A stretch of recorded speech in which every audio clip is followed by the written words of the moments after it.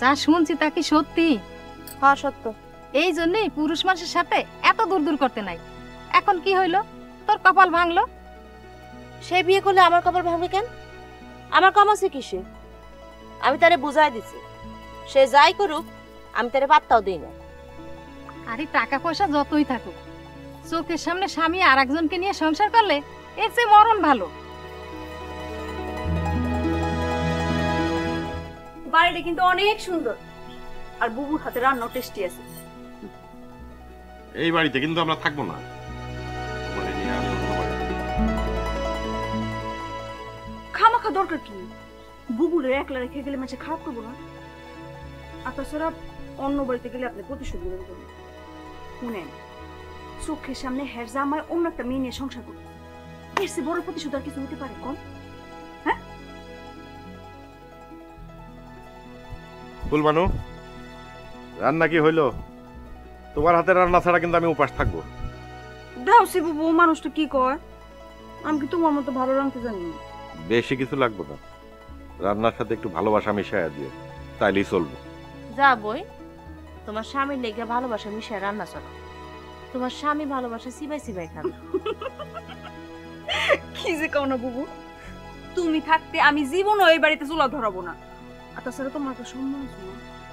যে অন্যের সম্মান করে না, তার আবার সম্মান কিসে? তুমি চুপ করো। চলো বুবু, তুমি হ্যার জন্য রান্না আর আমি বসে বসে দেখবো। ফুলবানু, তার হাতের রান্না কিন্তু আমি খাবো না। আপনি মুখে দিবেন না, আপনার 14 গোষ্ঠী মুখে দিবেন।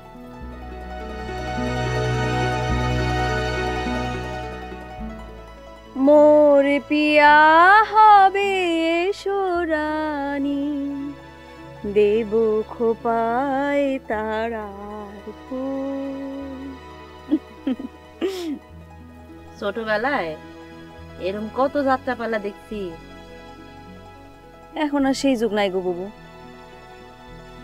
এমন একটা সময় ছিল যখন মানুষ আমার অভিনয় দেখা জীবন বাজি রাখতো।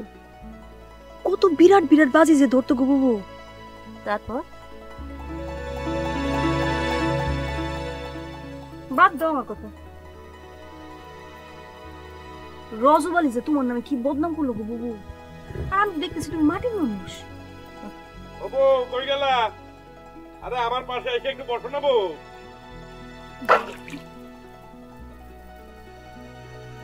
ও বাবু, তুমি কই যাও? তোমার ডাকে না তো, আমার ডাকে।